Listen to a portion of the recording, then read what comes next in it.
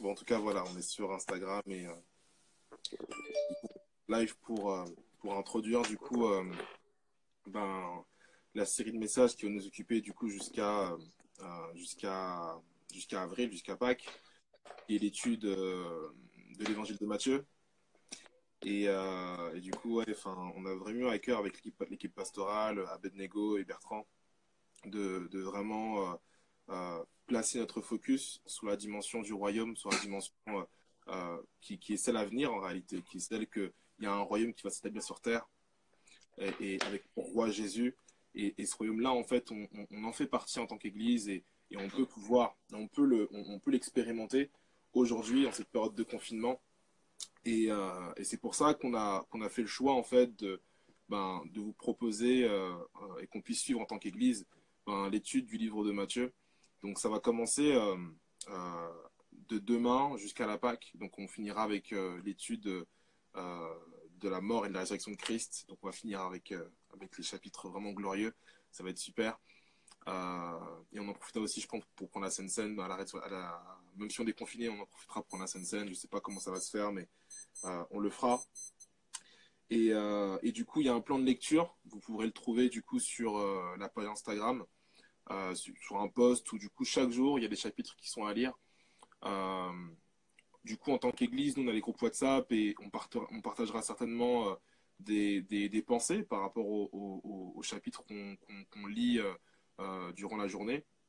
Et chaque semaine, du coup, il y aura une prédication les dimanches matins ou là le jeudi soir, comme on le fait ce soir, pour pouvoir du coup explorer et exploiter du coup ce que l'évangile de Matthieu nous dit par rapport au royaume, ce que l'évangile de Matthieu nous dit par rapport au Christ.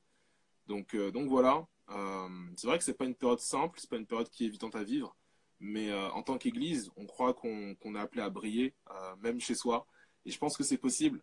Je pense que c'est possible seulement si on accepte de laisser Dieu prendre la place et qu'on place nos regards sur Dieu, sans céder à la peur, sans céder à la panique, et qu'on place nos regards sur Christ. Donc voilà pour l'introduction. J'espère que c'est clair pour tout le monde. Ceux qui ne sont pas de l'église, vous pouvez aussi du coup suivre le plan de lecture. Vous pouvez lire avec nous. Il y aura des partages qui seront faits par rapport à ça. Donc vous pourrez suivre au fur et à mesure du coup ce qu'on va dire sur l'évangile de Matthieu et ce que ça va nous apporter. Voilà, on est vraiment en communauté. On veut vraiment faire vivre le corps du Christ avec toute sa fraternité, toute sa solidarité. Et c'est parce que le bâtiment est fermé que l'église est fermée. D'accord, hein. L'église est toujours vivante, l'église brille toujours. Et je pense que ce live est le signe que l'église brille toujours et toujours debout. Donc voilà. N'hésitez pas à partager le live parce qu'on va commencer à explorer du coup l'évangile de Matthieu. Et je pense que ça va être vraiment intéressant. Abednego a un message à partager. Du coup, je serai en dialogue avec lui. On va pouvoir partager, discuter un peu par rapport à tout ça. Et voilà. N'hésitez pas, si vous avez des questions aussi, à partager vos questions sur le live. C'est aussi le but. On s'adapte du coup aux nouvelles configurations. Du coup, on peut répondre au fur et à mesure aux questions et voilà.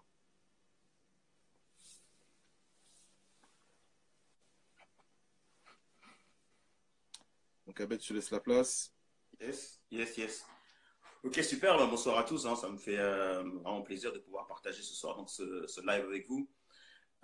Nouvelle expérience pour moi, parce que c'est la première fois du coup que je suis en live. Je pensais que ça allait, je pensais le faire un jour, mais je me disais que ça allait être dans super longtemps.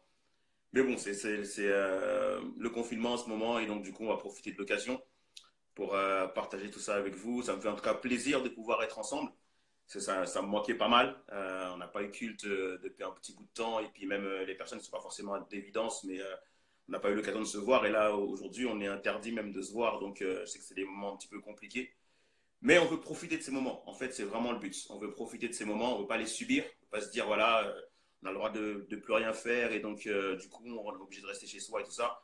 On veut vraiment profiter de ces moments et en discutant. Bon, on était en week-end aussi avec le Hope Collectif ce week-end. Et c'est vrai qu'on parlait un petit peu de tout ça. On était un petit peu loin de tout ce qui était confinement et tout ça. Et donc, nous, on partageait la parole de Dieu ensemble, on priait ensemble, on louait le Seigneur. Et c'est vrai qu'on s'est dit, ben, en fait, on ne veut pas être victime de tout ça, mais on veut vraiment ben, célébrer Dieu et glorifier Dieu pendant ces temps-là. Et je pense que c'est le bon moment, en fait, tout simplement, de pouvoir se rapprocher de Dieu.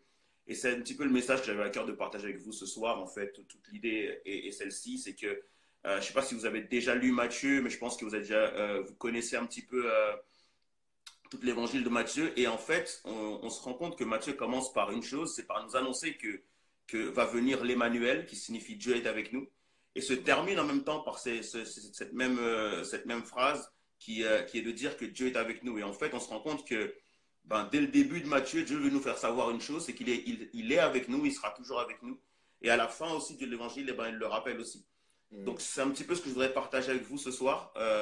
Et je pense que dans ces temps où on est confiné, où certains peut-être ont peur, où certains peut-être sont victimes aussi du virus, peut-être d'autres personnes ont leur famille, leurs amis, leurs proches qui sont peut-être victimes de tout ça, c'est peut-être le bon moment de se rappeler en fait ce message de Dieu pour nous qu'il est avec nous. Et c'est vrai que c'est un passage qu'on lit souvent en fait pendant les périodes de fête, les périodes de Noël. Mais ça ne concerne pas que Noël et je pense que c'est ce message-là aussi que Dieu veut nous amener. Et donc, je veux lire pour vous juste Matthieu 1, le verset 23 en fait, qui nous dit ceci.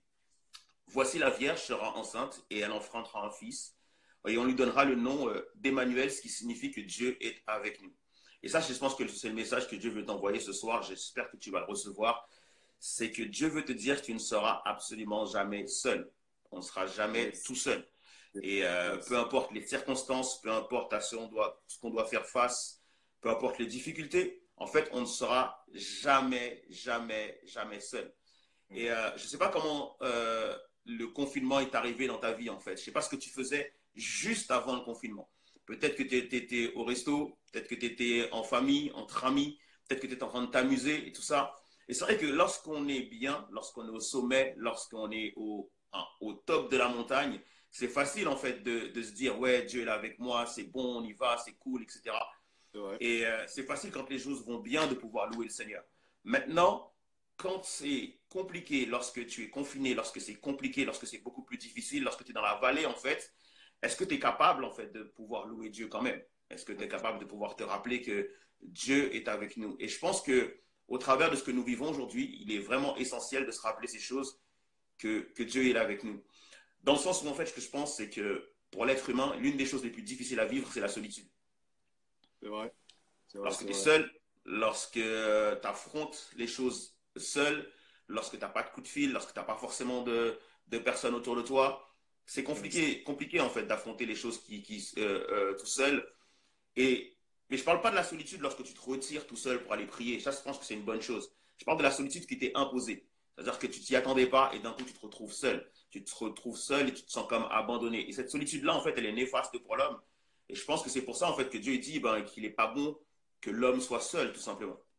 Et donc, du coup, nous avons des saisons, effectivement, où on se sent seul. Et peut-être que là, aujourd'hui, c'est une de tes saisons à toi, dans laquelle tu te trouves seul, peut-être voire abandonné, peut-être voire sans espoir, sans espérance. Et donc, du coup, moi, ce que je voudrais faire ce soir, c'est t'encourager. T'encourager à retrouver de l'espérance et à te réjouir en Dieu, pas lorsque tu es au sommet, mais lorsque tu es vraiment tout seul. Et ce que j'aimerais vraiment aussi dire comme message ce soir, c'est que, en fait, il existe une dimension de Dieu, une facette de Dieu, en fait, que tu ne peux découvrir que lorsque tu es dans la vallée. Yes. C'est facile d'expérimenter Dieu dans la louange, dans l'adoration, et quand tout va bien, etc., etc. Mais il y a une facette de Dieu que tu ne connaîtras jamais, une facette de son intimité que tu ne peux connaître que dans la vallée. Et donc, du coup, si ce soir tu te sens comme dans la vallée, en fait, j'aimerais profiter de ce moment pour pouvoir te permettre d'expérimenter en fait l'intimité avec Dieu. Et on va lire un passage par rapport à ça. C'est le psaume 84. Le psaume 84, les versets 5 et 8. Je vais lire pour vous. Je ne sais pas si tu as ta Bible près de toi. Voilà. Mais en tout cas, voilà, c'est le psaume 84, versets 5 à 8. Et on va essayer d'expérimenter en fait tout ça à travers de ce que nous dit la parole de Dieu à travers de ce psaume. Je lis pour toi. Alors, c'est heureux ceux qui habitent ta maison. Ils peuvent te célébrer encore. Heureux ceux qui placent en toi leur appui. Ils trouvent en toi leur cœur des chemins tout tracés. Lorsqu'ils traversent la vallée de Baca, ils la transforment en un lieu de source. Et la pluie la couvre aussi de bénédictions. leur force augmente pendant la marche et s'ils se présentent devant Dieu à Sion. En fait, la vallée de Baca, c'est la vallée des pleurs. Dans la parole de Dieu, c'est la vallée des pleurs. C'est aussi la vallée des larmes. C'est aussi la vallée des perdus. En fait, ce que la Bible veut nous faire savoir, quand on traverse une vallée, il est très difficile de traverser une vallée et de s'en sortir indemne. Parce que, justement, dans la vallée, tu rencontres tes plus grands combats. Tu rencontres les choses les plus difficiles. Et donc, du coup, c'est très difficile de sortir de la vallée en étant indemne. Mais cependant, ce texte nous dit que ceux qui placent en Dieu leur appui sont heureux, car ils trouvent une force plus grande, en fait, que leur propre force. En réalité, on ne connaît pas nos limites. Et ça, je le disais souvent, souvent lorsque je rencontre des personnes qui sont malades, des personnes qui me disent, ouais, je suis à bout, j'en peux plus, je suis fatigué, je suis découragé, j'y arriverai pas et tout ça. Souvent, ce que je leur rappelle, c'est que tu ne connais pas tes limites. En tant que chrétien, tu ne connais pas tes limites. On connaît nos limites humaines, mais on ne connaît pas nos limites en Christ. Et donc, du coup, ça, pour un chrétien, de dire que je suis à bout, c'est pas possible. En fait, tu n'es jamais à bout. Tu n'es jamais à court de ressources. Des fois, tu as l'impression d'être à bout, tu as l'impression de ne plus avoir de force, mais tu n'es en fait jamais à court de ressources. Pourquoi? Parce qu'il y a une puissance, en fait, qui est en Dieu et qui est disponible pour ceux qui ont placé leur appui en lui. Je ne sais pas si tu es sportif ou quoi, ou tu vas à la salle. Moi, je vais régulièrement à la salle de sport et je me suis rendu compte que c'est beaucoup mieux, en fait, d'aller à la salle de sport lorsque tu es accompagné, lorsque tu as un partenaire, lorsque tu n'y vas pas tout seul. Et parce que lorsque tu y vas tout seul, par exemple, je ne sais pas, moi, si tu as déjà fait du développé couché ou autre activité à la salle de sport, en général, dans le développé couché, c'est très parlant. C'est que lorsque tu te dis, bah, vas-y, je vais faire 10 reps ou 10 répétitions, bah, je me rends compte que voilà, je peux très difficilement aller au-delà de 10. Et souvent, lorsque j'arrive à la 8e, je suis déjà épuisé et des fois, je m'arrête même à la 8e. Mais lorsque je suis accompagné, lorsque j'ai un partenaire avec moi, eh ben, lorsque j'arrive à la 10e rep, lui me dit, t'inquiète, tu peux en faire 15. Et je me dis, mais non, c'est pas possible, c'est super chaud d'en faire 10. Il me dit, non, non, mais t'inquiète pas, vas-y, tu peux en faire 15. Pourquoi? Parce qu'en fait, à chaque fois que je vais essayer de soulever, je vais sentir que lui il va me donner un peu d'aide et du coup, je vais aller 15 et des fois, je peux aller au-delà de 15, faire 16, 17 et aller beaucoup plus loin en fait. Pourquoi? Parce que j'ai un partenaire qui est derrière moi et qui me soutient. Je n'y vais pas avec mes propres forces, je n'y vais pas avec ma propre énergie, mais j'ai un partenaire. Et moi, je suis en train de te dire, en tout cas ce soir, que Jésus-Christ est ton meilleur partenaire. Et il a plus de potentiel que le partenaire de la salle de sport, en fait. Il a plus de puissance en lui que ce partenaire-là. Et donc, en Christ, je ne connais pas de limite. En Christ, je n'ai pas de limite. Et c'est pour ça que Paul dira, je puis tout par celui qui me fortifie. Et là, tu sois rassuré par ça, en fait. Tu n'as absolument pas de limite lorsque tu es en Jésus-Christ. Parce qu'en Christ, tu peux faire tout. Et c'est ça qu'on doit avoir, ce mindset-là, en fait. C'est se dire que ben, le coronavirus ne peut pas nous... Et là, je ne suis même pas en train de me dire qu'est-ce que je vais faire. Déjà, me dire, mais qu'est-ce que je vais faire après le confinement? Comment je vais prêcher l'évangile après le confinement? Comment je vais vivre l'église après le confinement? Comment je vais vivre la gloire de Dieu après le confinement? En fait, je suis en train de prendre du confinement pour me préparer à quelque chose de supérieur après, en fait.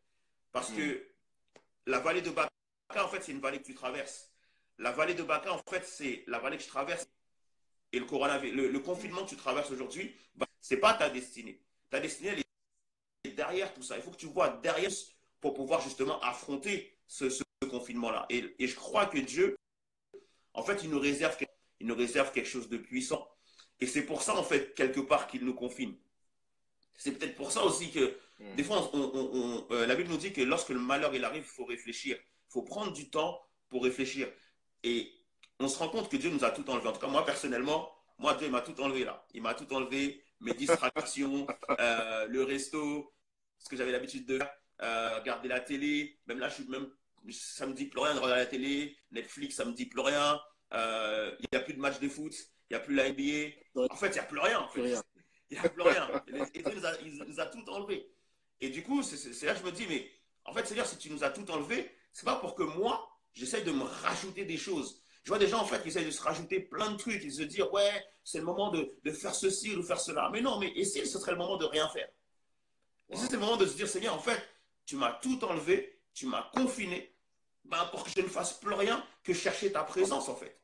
Pour te chercher toi, pour chercher la présence de Dieu et me rappeler que tu es Dieu, que tu es avec moi. Tu sais, moi, il y a un psaume, en fait, qui me parle beaucoup pendant ces temps de confinement. C'est un psaume où Dieu il dit, arrêtez et sachez que je suis Dieu.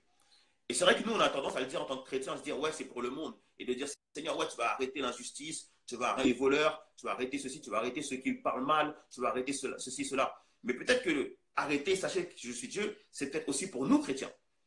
Peut-être que nous aussi, on a besoin de s'arrêter un peu et de nous rappeler que bah, le Seigneur, il est Dieu. Et que du coup, notre manière de le servir, notre manière de vivre notre réalité chrétienne, peut-être qu'on doit changer les choses et transformer les choses. Et donc, du coup, nous rappeler que peut-être que c'est à nous de pouvoir nous arrêter. Je ne sais pas si tu as lu la suite du psaume 84, où il nous dit, ouais, lorsqu'il traverse la vallée de Baca, il la transforme en un lieu plein de sources. Ceux qui traversent la vallée de Baca transforment la vallée de Baca en un lieu plein de sources et la pluie la couvre aussi de bénédictions. Leur force augmente pendant la marche et ils se présentent devant Dieu à Sion. Ceux qui traversent la vallée de Baca transforment la vallée de Baca. Yes. Parce qu'ils savent que Dieu est avec eux en fait. Parce qu'ils savent que toutes leurs ressources, c'est en Dieu. Parce qu'ils savent qu'ils n'ont pas de limites. Et là, je t'invite vraiment à transformer ton atmosphère. Je ne sais pas comment tu es rentré dans le confinement, je ne sais pas comment tu vis le confinement aujourd'hui, mais je t'invite vraiment à puiser tes ressources en Dieu et à dire, mais Seigneur, par la ressource que je puise en toi, par la force que tu me donnes, eh ben maintenant je vais changer l'atmosphère. Changer l'atmosphère de chez moi. Peut-être que chez toi, c'était un lieu où il y avait de la colère, il y avait un lieu où c'était compliqué pour toi de lire la parole de Dieu, de prier, de louer Dieu. Peut-être que c'était un lieu qui était compliqué en fait. Peut-être que pour beaucoup de personnes, vous savez, il y a des personnes qui ont peur aujourd'hui d'être confinées. Pourquoi? Parce que ils s'entendent pas bien avec leur épouse, ils s'entendent pas bien avec leurs enfants, et ils vivent le confinement très difficilement. Et je pense que peut-être certains d'entre nous, on était rentrés dans le confinement de cette manière-là. Là, je vous invite vraiment à vous dire que je peux changer mon atmosphère. Je peux changer en fait ce lieu qui avait l'air d'être la vallée de Baca, je peux la transformer en un lieu où vraiment Dieu me bénit, où je suis ressourcé, où je suis renouvelé, où je suis restauré, où Yes. l'Esprit de Dieu est avec moi et je change véritablement l'atmosphère. Je mets un cantique, je mets de la louange, et je commence à chanter et je commence à louer Dieu et je change l'atmosphère. C'est Ouais. vraiment un temps pour toi où tu dois chercher la présence de Dieu. Amen. C'est vraiment le message de Dieu pour toi ce soir. Je suis avec toi, sauf qu'avec toutes tes activités, avec tout ce que tu as l'habitude de faire, tu t'en rendais même pas compte. Et là, je veux que tu te rendes compte que je suis avec toi. Je veux que tu te rendes compte que je veux que tu me serves autrement. Je veux que tu te rendes compte Wow. que l'Église, c'est pas uniquement se retrouver en assemblée et louer le Seigneur. Il y a d'autres manières de vivre l'Église, il y a d'autres manières de vivre l'Évangile. Et Dieu veut qu'on puisse découvrir ces manières-là. Peut-être de bénir un voisin, de bénir une voisine, de bénir une personne qui est proche de toi, de bénir une personne que tu n'as jamais eu le temps d'appeler une personne et de dire voilà que Dieu t'aime et d'encourager une personne. En fait, voilà, tout simplement changer notre manière de voir les choses. Donc je te rappelle vraiment ce message. En réalité, il existe une dimension de Dieu que tu ne peux expérimenter qu'à travers ce que tu es en train de vivre présentement. Et c'est ça qu'il faut aller chercher. C'est pas de chercher des activités, c'est pas de chercher plein de trucs, c'est aller chercher cette dimension de Dieu que tu peux vivre que grâce au confinement.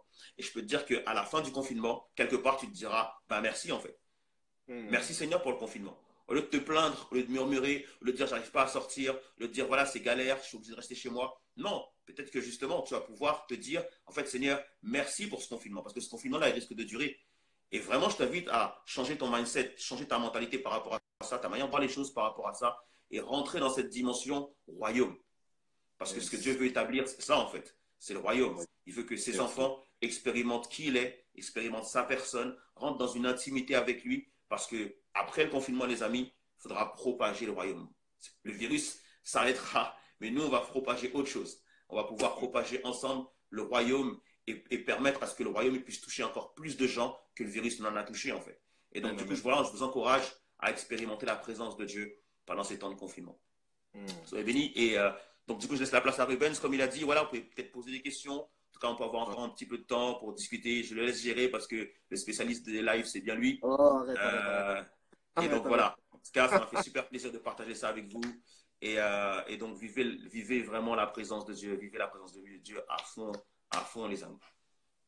Ouais. Pendant que tu parlais à Ben, enfin, il y a quelque chose qui me vient à l'esprit en fait. Enfin, le fait de pouvoir vivre la présence de Dieu dans un temps qui est trouble, et le fait, ce message en fait qui nous dit que on appellera le Fils du coup Emmanuel, qui veut dire Dieu est avec nous. Et peut-être qu'on s'en rend pas forcément compte, on se rend pas forcément compte de ce que ça veut dire et des implications que ça a. Il faut se rendre compte qu'à l'époque où Jésus est né, c'était une période qui était trouble aussi. Vous voyez Yes. ce que je veux dire? C'est-à-dire que là, tout comme aujourd'hui, on est dans une période qui est hyper trouble et on ne sait pas où donner de la tête et où tout est compliqué. Ben, là, enfin, Jésus nous fait comprendre que bah, quand il est né, c'était une période qui était similaire en fait. Hérode qui était là a tué tous les enfants, un peu comme à l'époque de Moïse où Pharaon tuait tous les enfants. Enfin, c'est une époque qui est totalement trouble en réalité. Et ce qui est fou, c'est que, comme l'a dit Abednego, c'est souvent les périodes qui sont troubles, c'est souvent dans les périodes où, dans la vallée en réalité, que Dieu veut nous montrer une nouvelle facette de lui et qu'il veut nous montrer Yes. qu'il est Yes. effectivement là avec nous. Et ça, c'est fort, ça, c'est vraiment ouf de le constater et de le réaliser en fait. De se dire que dans notre vallée, ben, Dieu il se révèle véritablement d'une autre manière en fait. C'est plus le Dieu qu'on. Ok, cool, Dieu il est là, il est super et on l'expérimente, on va à l'église, on la louange, les prédications, on est bossé, on vit super, et on a des trucs qui nous boostent pendant une semaine, puis. Non, mais là en fait, Dieu nous dit, mais en fait, les amis, là, il y a quelque chose de beaucoup plus profond en fait. Et le message de Dieu qui est avec nous, c'est Dieu qui nous dit, ben, en fait, les gars, je suis là en fait. C'est plus simplement quelque chose qu'on va expérimenter tous les dimanches, mais là en fait, dans ton confinement, je suis là en fait, je suis présent avec toi en fait. Et ça, pour moi, c'est quelque chose qui est fou, en fait, de se dire que dans les périodes qui sont troubles, Dieu dit, bah, en fait, c'est là où je me révèle de la manière la plus intime avec toi, en fait. La plus intime. Euh, et juste pour. Enfin, là, ça me revenait pendant que je lisais un peu Matthieu 1. Et juste par rapport à la généalogie, ce qui est fou aussi, c'est de voir comment est-ce que Dieu il est aussi souverain par rapport à tout ça. Effectivement, Dieu, il est avec nous. Dieu, ouais, en fait, Dieu, il est là, il est avec nous. Mais Dieu veut aussi nous montrer que c'est son plan, en fait, qui va s'établir. Comme l'a dit Abednego, il y aura un après-coronavirus. Il y aura un après-confinement. Il faudra comprendre que Dieu a un plan à accomplir. Et peut-être que ce plan-là, en fait, il veut l'accomplir, mais il veut d'abord qu'on puisse se focus sur lui, qu'on puisse placer notre mindset sur lui pour que son plan puisse s'accomplir. Et ce qui est fou, c'est que malgré toute cette période qui est trouble, ben, la volonté de Dieu s'établit quand même. Vous voyez ce que je veux dire? Et ça, c'est un truc qui me réjouit, mais qui me rend fou en même temps. De se dire que dans cette période trouble, la volonté de Dieu s'établit quand même. Et Yes. Yes. au travers de la généalogie, on a cette même idée, en fait, parce qu'on voit que personne ne lit les généalogies dans la Bible. Hein. Je pense qu'on n'a jamais lu les généalogies, mais parce que c'est nul, enfin, ça nous apprend rien du tout. Mais la généalogie de Matthieu nous apprend une chose qui est vraiment intéressante. Et là, je vais en parler rapidement. Parce que voilà, on étudie du coup l'évangile de Matthieu. Et je pense qu'il y a un message derrière la généalogie de Matthieu. Donc la généalogie, ouais, ça parle ouais, en fait, de la descendance, ou en tout cas d'où est-ce que vient Jésus d'une manière humaine. Et on a au début du coup de la généalogie Jésus-Christ, fils de David, fils d'Abraham. Et du coup, ça commence de manière glorieuse. Abraham, ouais, c'est le père de la foi, c'est Abraham, quoi. Enfin, et du coup, la généalogie commence d'une manière très. Pour un juif qui dit ça, il dit, mais en fait, c'est super. Voilà, c'est Abraham, c'est le père de la foi, c'est un fondement, et effectivement, c'est glorieux. Ensuite, on passe à Abraham engendra Isaac. Donc, pareil, encore une fois, c'est un patriarche, donc on respecte. Jacob, ensuite, Jacob engendra Judas, Judas et ses frères. Et ensuite, on se rend compte qu'au fur et à mesure de la généalogie, on a comme quelque chose qui se dégrade. Judas engendra de Tamar, Pharès et Zara. Donc là, en fait, quand on voit Judas qui engendre Tamar, qui engendra de Tamar, Pharès et Zara, on a en fait mis en avant l'histoire du péché de Judas et Tamar. Et ça, c'est fou, en fait, de se rendre compte que dans la généalogie de Jésus, on a mis en avant, en fait, le péché des hommes. Vous voyez ce que je veux dire? Donc Judas, pour la petite histoire, ben, il a couché avec Tamar, et Tamar qui s'est déguisée en prostituée pour du coup coucher avec Judas. Il faut savoir ils ont un lien de parenté, en fait. Ils sont de la même famille, en fait. Et de ça a découlé des enfants, en fait. Et du coup, ça continue. Ensuite, on a des personnes qu'on ne connaît absolument pas. Pharès, je ne connais pas. Esrom, je ne connais pas. Aram, je ne connais pas. Donc, en fait, Dieu nous fait comprendre qu'ensuite, dans la généalogie de Jésus, ben, en fait, ce n'est pas juste des superstars. Ce n'est pas juste des personnes qu'on connaît parfaitement. Euh, euh, et du coup, il y a plein de noms sur 14 générations qu'on ne connaît pas jusqu'à qu'on arrive à David. Ah, David, on connaît David, super. Super, David, le roi David. Mais même là, quand on parle de David, le roi David engendra Salomon de la femme d'Uri. Donc là, en fait, on ne parle pas de David le roi, on parle de David, celui qui a péché, en fait, et qui a pris la femme d'un autre. Donc en fait, on est en train de montrer par cette généalogie-là, en fait, que Dieu, au milieu du péché, parce qu'ensuite on parle aussi de la déportation de Babylone, on parle aussi du fait que que la descendance de Jésus, enfin, en tout cas des parents de Jésus, pardon, ont été déportés à Babylone. Et Babylone, c'est la période trouble, hein, c'est la période où Israël a été déporté de son territoire, où il n'y a pas eu de temple, où il n'y a pas eu de. Vous voyez ce que je veux dire? Donc c'est vraiment la période trouble par excellence dans le peuple d'Israël. Et au travers de tout ça, en fait, on voit que Dieu a quand même établi sa volonté, a quand même établi ce qu'il voulait faire.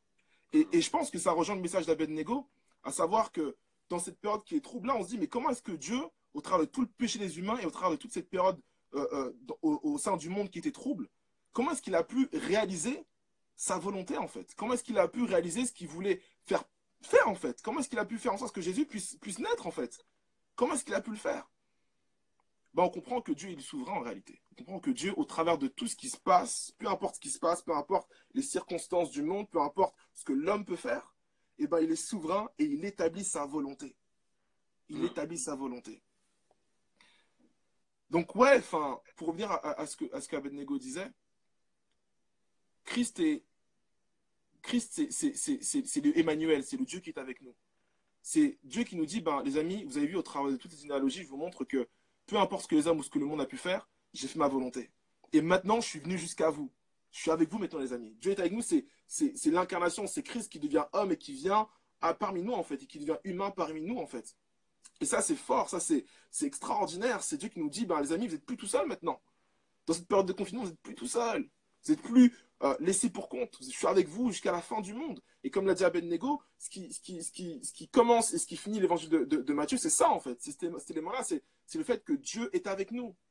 Dieu est avec nous. Et je pense que c'est véritablement ça que Dieu veut nous faire comprendre aujourd'hui. Et c'est cet encouragement-là, en fait, que Dieu veut nous donner. C'est que malgré le fait qu'on soit dans la vallée, malgré le fait qu'on ne comprenne pas forcément tout, eh ben Dieu, il est là avec nous, en fait. Dieu, il est là avec nous et il veut travailler notre mindset pour que, après la vallée, il puisse y avoir quelque chose de glorieux qui puisse se manifester. Quelque chose de glorieux qui puisse se manifester. Parce qu'on le voit, hein, à la fin de la généalogie, on voit que Jésus naît, en fait. On le voit, la dernière mention, c'est Jacob engendra Joseph, l'époux de Marie, de laquelle est né Jésus, qui est appelé Christ. Donc on y arrive à Christ. C'est-à-dire que la finalité, elle est sûre, elle est certaine. Vous voyez ce que je veux dire? Malgré le péché, malgré les circonstances de la vie, la finalité, elle est sûre. Christ est là, il est avec nous. Donc ouais, vraiment un encouragement pour ces circonstances qui sont troubles. En fait, faut prendre le contre-pied, en fait. Dieu nous dit, mais en fait, non, au contraire, les amis, au contraire. C'est ça. Au contraire, les amis. Au contraire, c'est la bonne période, en fait. C'est le bon timing. C'est là que je vais travailler avec vous. C'est là que je vais bosser avec vous, les amis. C'est là que je vais bosser avec vous, en réalité. Yes. Et, pendant que Ben s'y parlait, c'était vraiment fort en moi. Je pense que, en fait, Dieu est en train de préparer quelque chose de grand, en fait. Je ne sais pas si vous avez lu la parole de Dieu, mais vous vous rendez compte qu'à chaque fois qu'il y a une période qui est trouble, et ben, après cette période trouble, il y a quelque chose de waouh, il y a quelque chose d'extraordinaire, un truc de fou qui arrive. Et en fait, savoir qu'avant la venue de Jésus, en fait, il y a 400 ans de trouble. Il y a 400 ans où Dieu ne parle pas. Il y a 400 ans où le peuple d'Israël, eh ben, il est vaincu par les Romains, le temple, il a moitié détruit et il doit être refait ensuite par Hérode, tout ça. Il y a toute une période où les Romains viennent et ils prennent le territoire, ils dominent, etc., etc. Ils sont dans une période trouble. Et en fait, c'est ce que Matthieu annonce, en fait. Il est en train de dire que toutes les prophéties que vous avez reçues par Ésaïe, par tous les autres prophètes, qui vous avaient promis un Messie, qui vous avaient promis quelque chose de grand, en tout cas, pour Israël, la plus grande chose va arriver. Parce que Matthieu est en train de leur dire, mais en fait, celui qui vient, il est plus grand que Moïse. Celui qui vient, il accomplit toutes les prophéties. Celui qui vient, il est de la descendance du plus grand roi qui existait. C'est-à-dire que c'est le fils de David, mais qu'il est plus grand que David. Et en fait, il est en train de leur dire, il y a quelque chose de fou qui vient. Et moi, je t'invite vraiment à croire ça, en fait. C'est que moi, je crois qu'il y a quelque chose de fou qui vient après ce confinement. En réalité, j'ai hâte, je suis excité de voir l'Église après le confinement. Je suis excité de voir ce que Dieu va faire après le confinement. Et c'est pour ça que je me réjouis, c'est pour ça que je suis en paix par rapport à tout ça, parce que en fait, je suis dans l'excitation. Je suis dans l'excitation. Je me dis, en fait, Seigneur, tu me permets de me reposer. Pourquoi? Parce que derrière, il va falloir bosser, derrière, il va falloir se lever. Je crois que il y a eu beaucoup de choses qui ont été dites juste avant le confinement. C'était de dire, waouh, il y aura un réveil en France, il y aura un réveil sur Paris. En tout cas, c'est vrai. les églises vont se réveiller. Et moi, en fait, lorsque je vois toutes ces églises-là qui se connectent, tous ces pasteurs, en fait, qui essaient de toujours œuvrer sur Internet, quand je vois toutes ces églises qui essayent de faire des lives, tout ça, et de dire à chaque personne, à chaque chrétien, l'église est confinée, mais elle est toujours vivante, pour Wow. moi, c'est un vrai signe. C'est un vrai signe que Yes. l'église ne Ça, veut pas dormir, l'église ne veut pas s'endormir, au contraire, l'église veut être maintenue, éveillée. Et c'est vraiment, en fait, l'encourage que je te donne, c'est de croire de tout ton cœur, de toute ta force, qu'il y a un truc de fou qui arrive. Il y a un truc de fou qui arrive, je te l'annonce. C'est prophétique, mais je t'annonce qu'il y a un truc de fou qui arrive et je t'invite vraiment à le croire. Moi, j'avais dit au début de 2020, double portion. C'est pas le confinement yes. qui va me faire réduire la voilure. Non, non, non. Double portion Double 2020 quand même. portion. Double portion. Double portion 2020 quand même. Et Yes, on yes, va être dans yes. l'excitation.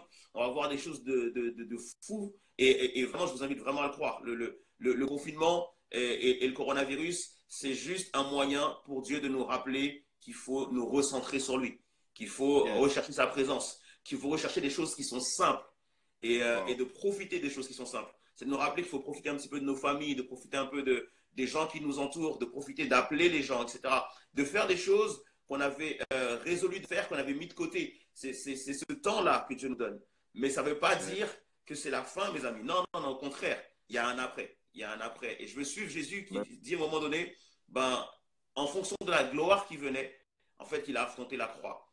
Ben, moi, j'étais à croire qu'en fonction de ce qui arrive demain, ben, affronte le confinement en mode normal.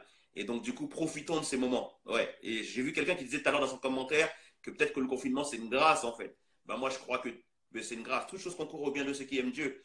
Et cette parole-là ne changera jamais, en fait. Et Amen. ce confinement va concourir à notre bien, au bien de Yes. l'Église, au bien de l'Évangile. Ça, c'est sûr et certain. Amen. Amen. Amen. Amen. Amen. Amen. Amen. Ah là là là là là là.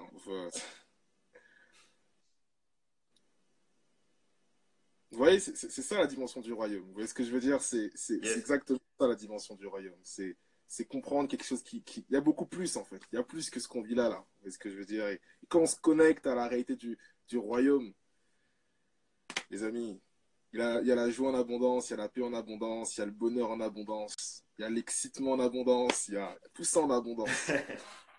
Tout ça en Yes. abondance. Tout ça en abondance. Ça Amen. va être lourd, les amis. Et franchement, moi, je suis excité de parler du royaume parce que euh, je pense que vous allez le voir, en tout cas dans les enseignements faits de Matthieu et tout ça. En fait, le royaume, il est inversé, en fait. Le royaume, c'est le contraire de ce que le monde pense. Et ça, on va le voir ensemble. Et c'est pour ça qu'il faut changer notre mindset. Parce que en réalité, ben, là où les gens pensent que pour devenir riche, eh ben, il faut s'enrichir, le royaume te dit non, c'est plus tu donnes, plus tu deviens riche. Et vous Oh, allez vous come rendre on. compte qu'en en réalité, le royaume, il nous taffe. Jésus il est venu avec cet enseignement, c'est pour Ah, nous bosser. C'est pour bosser notre mentalité et nous permettre de vivre à contre-courant, tout simplement. Et je pense que lorsqu'on aura été enseigné vraiment sur ce que Jésus voulait nous faire savoir, parce que les Juifs, et à l'époque, justement, ils attendaient un type de royaume, ils attendaient un type de roi, ils attendaient un type de Messie. Et Jésus leur fait comprendre qu'il n'est pas du tout le Messie que vous attendez, il est un Messie hmm, tout autre et qui merci amène un surtout. royaume tout autre. Et donc, du coup, nous Voilà. aussi, on a besoin de comprendre, en fait, ce que c'est que le royaume. Et vraiment, je vous invite vraiment à lire Matthieu, je vous invite vraiment à suivre les différents partages, à suivre les différentes lives, les prédications du dimanche, parce que vraiment, on va parler du royaume de Dieu, qui a Hmm. rien à voir avec notre mentalité humaine, avec notre manière de concevoir les choses. Préparez-vous à être bossé. Et comme on le dit souvent dans le groupe collectif, préparez-vous à recevoir des dominos, les amis. Insta domino, ça va être ça. Parce que voilà, je suis excité de préparer ça. J'ai lu Mathieu et je vois il y a vraiment de bonnes choses. Yes, Donc yes, voilà, yes, soyez yes. dans l'excitation comme moi et lisez ce livre. Lisez ce livre à fond. À fond. Amen, amen, amen, amen. Amen, amen, les amis. Amen, amen, amen. On va pas trop tarder. S'il y a des questions, n'hésitez pas. C'est le moment. On pourrait répondre, discuter un petit peu, rebondir un peu sur ce que vous pensez. C'est le moment. On se laisse 10-15 minutes pour le faire.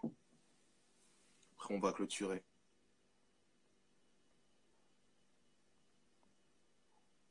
On est prêt. Yes. Amen, amen, amen.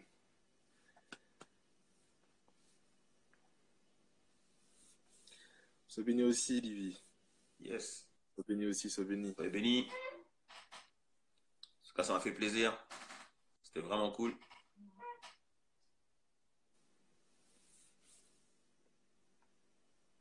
Yes, yes, yes, yes, yes, yes.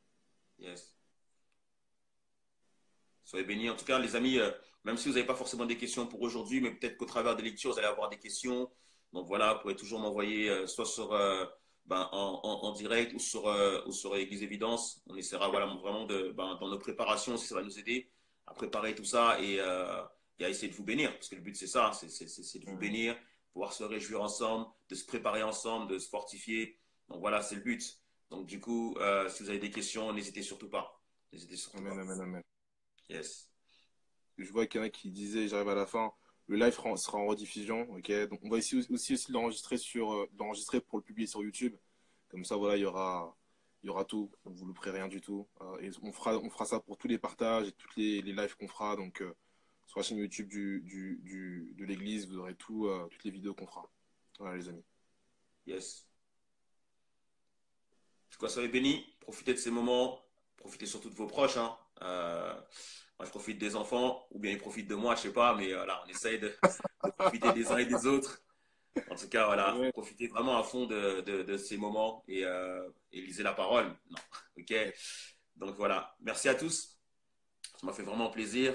C'était mon premier live sur Insta. J'espère qu'il y en aura beaucoup d'autres. En tout cas, ça sera Il y avec en aura plaisir. beaucoup d'autres. Il y en aura beaucoup d'autres. Yes.